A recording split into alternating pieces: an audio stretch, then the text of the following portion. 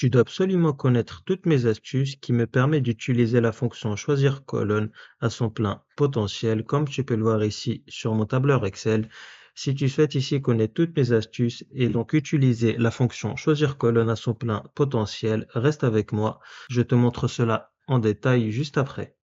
Avant de plonger dans ce tutoriel, n'hésite surtout pas à liker cette vidéo et si ce n'est pas encore fait, à t'abonner à ma chaîne. Et si tu souhaites booster tes compétences sur Excel, ma formation Express Excel est toujours disponible. Si tu souhaites rejoindre ma formation, tu n'auras plus qu'à cliquer sur le lien en description. Sur ce cas, j'ai réalisé un tableau sur lequel j'ai saisi toutes les moyennes des différents élèves présents sur ce tableau sur 4 matières, en l'occurrence le français, l'anglais, les maths et l'histoire. Le but sera donc de retrouver les moyennes des élèves selon une matière que j'aurai au préalable sélectionnée, c'est-à-dire que je n'aurai besoin ici que de 2 colonnes. Pour cela, je vais effectuer une liste de rangs de choix pour sélectionner une matière rapidement. Je vais donc aller dans Données, puis Outils de données, validation des données, autoriser liste. Et ma source, ça va donc être les 4 matières et je fais OK. Et je vais ici dans un premier temps sélectionner l'anglais. Et donc, c'est là que la fonction choisir colonne intervient pour retrouver les moyennes des élèves en anglais. Je n'aurai besoin que de 2 colonnes à travers tout ce tableau. C'est pourquoi je vais donc utiliser la fonction choisir colonne, ou du moins choisir col au pluriel. Et donc, le premier argument, ça va être ici tout mon tableau sans les titres, point virgule. Et la première colonne que je vais sélectionner donc, ça va être ici tous les élèves, car j'aurai toujours besoin du prénom des élèves pour savoir quelle moyenne ils ont obtenu à partir de la matière sélectionnée. Je mets donc 1 faisant référence à la première colonne du tableau, point virgule. Et pour donc ici retrouver les moyennes des élèves en anglais, étant donné que je sélectionnais anglais, ça va être ici la troisième colonne de mon tableau. Je mets donc 3 pour la colonne num 2, puis je ferme la parenthèse et je valide. Et j'aurai donc ici toutes les moyennes des élèves en anglais, comme tu peux le constater ici.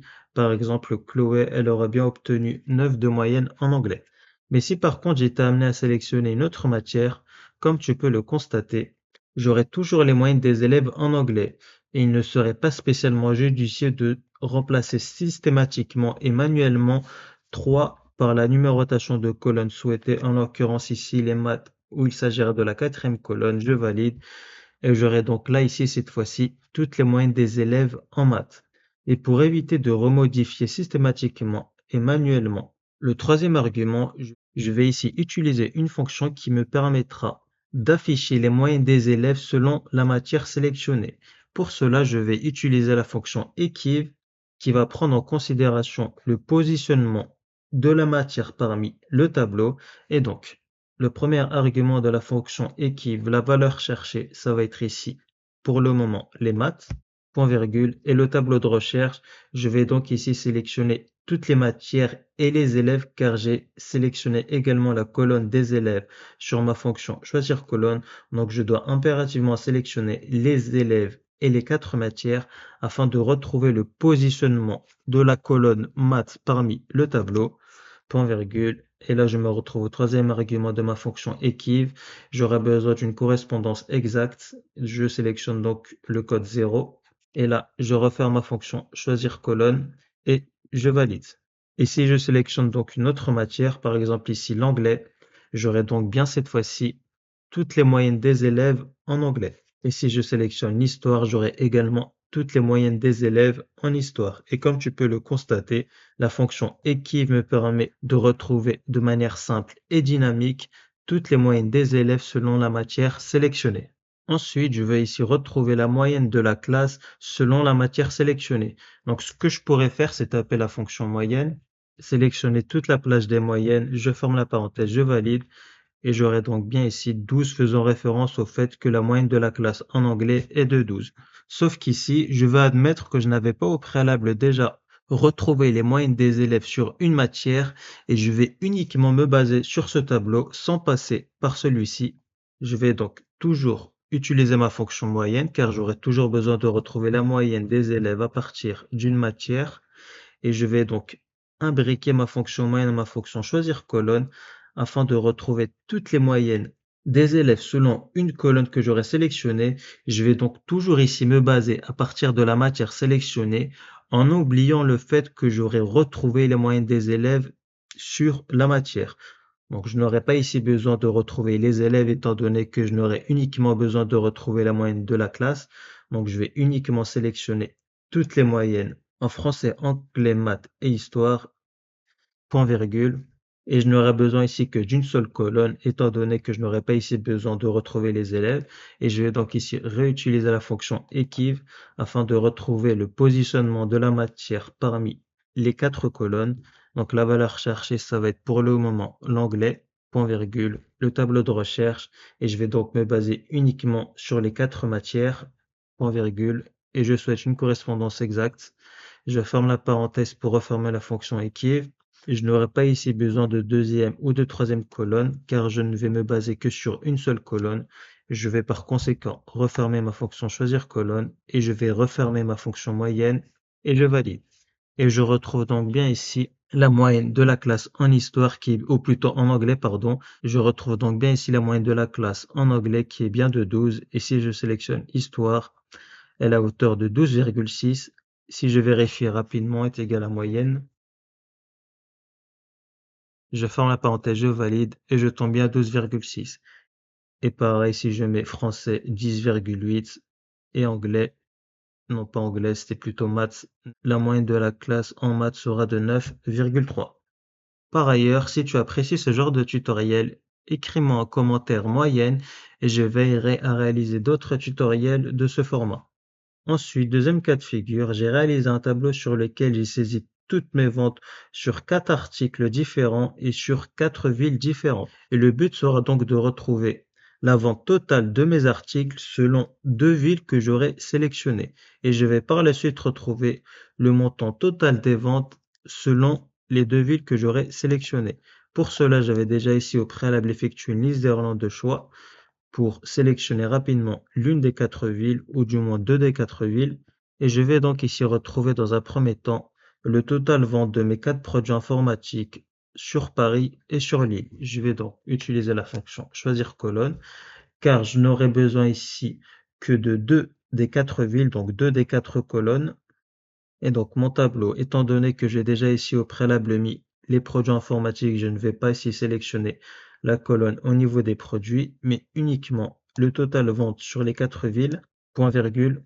Et pour retrouver le total vente sur Paris et Lille, je vais encore réutiliser la fonction équive pour retrouver le positionnement de Paris et Lille sur le tableau. Pour le moment, ça va être ici Paris, point virgule, et le tableau de recherche ça va être les 4 villes, point virgule, une correspondance exacte, je ferme la parenthèse. Point virgule, et la deuxième colonne, ça va être ici la deuxième ville sélectionnée. Et donc pour le moment, Lille, donc je réutilise la fonction équive pour retrouver le positionnement de la colonne des ventes sur Lille sur le tableau. Donc je sélectionne Lille au niveau de la valeur cherchée, point virgule. Le tableau de recherche, encore une fois mes 4 villes, point virgule. Je souhaite une correspondance exacte. Je ferme la parenthèse pour refermer la fonction équive et je referme la parenthèse pour refermer la fonction choisir colonne et je valide.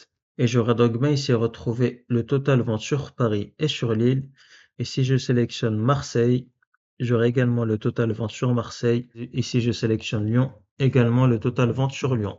Et je vais retrouver la somme totale des ventes effectuées selon la ville sélectionnée. Donc je sélectionne les 4 cellules, je ferme la parenthèse, je valide et je clique et glisse. Et enfin, avant de conclure ce tutoriel, je vais ici à partir d'une phrase automatisée retrouver le total vente selon les 2 villes sélectionnées. Pour cela, je vais utiliser une formule car la phrase sera variable selon les 2 villes sélectionnées et je dois pour cela mettre est égal, j'ouvre les guillemets et je mets les ventes à, je ferme les guillemets, j'utilise l'esparuette car ici je vais sélectionner la première ville sélectionnée, en l'occurrence Marseille. Donc pour le moment j'ai les ventes à Marseille. J'utilise l'esparuette pour reprendre ma phrase et je rouvre donc les guillemets, les ventes à Marseille et je mets un espace, je ferme les guillemets. J'utilise l'esparuette pour sélectionner la deuxième ville qui a été sélectionnée. Donc je suis à pour le moment les ventes à Marseille et Lyon. J'utilise l'esparuette, je réouvre les guillemets pour reprendre ma phrase, donc mon rapporté, je ferme les guillemets et j'utilise l'esparuette pour retrouver le montant total des ventes générées sur les 2 villes Et pour cela, ça va être ni plus ni moins que les ventes totales sur Marseille, plus les ventes totales sur Lyon. Et je spécifie que c'est bien en euros. Donc, j'utilise Esperluette, j'ouvre les guillemets, je mets un espace et je mets le signe de l'euro. Car si je ne mets pas le signe de l'euro, ici Excel prendra en compte que les cellules sont sous un format standard. Je ferme les guillemets et je valide. Et j'aurai donc bien ici les ventes à Marseille et Lyon m'ont rapporté 19 350 euros. D'ailleurs, j'ai oublié un espace, donc je mets un espace juste après rapporter. Je fais entrer. Et les ventes à Marseille et Lyon m'auront bien rapporté 19 350 euros. Si je fais 9 650 plus 9 700, je tombe bien, pardon, à 19 350. Et si je sélectionne Paris, tu vois bien que la phrase s'actualise. Les ventes à Paris et Lyon m'ont rapporté 20 200 euros. Si je sélectionne Lille, les ventes à Paris et Lille m'ont rapporté cette fois-ci 22 600 euros. Et si je sélectionne Marseille, les ventes à Paris et Marseille m'ont rapporté 22 150 euros. Donc voilà ici une façon afin d'utiliser la fonction choisir colonne. Cette fonction est ultra dynamique et ultra pratique si tu souhaites synthétiser tes résultats et ne pas spécialement te référer à toutes tes données. Et je te conseille donc dans ce cas de figure à utiliser la fonction choisir colonne pour une meilleure visualisation et une meilleure synthétisation de tes résultats. Et donc, on a la fin de ce tutoriel. J'espère sincèrement que ce tutoriel t'aura plu. Si tu souhaites donc rejoindre ma formation afin de booster tes compétences sur Excel, je t'invite à cliquer sur le lien en description. Si tu souhaites davantage ce type de contenu, écris-moi en commentaire moyenne et je veillerai à réaliser d'autres tutoriels de ce format. Et si ce tutoriel t'a plu, n'hésite donc pas à liker ce contenu et si ce n'est pas encore fait, à t'abonner à ma chaîne.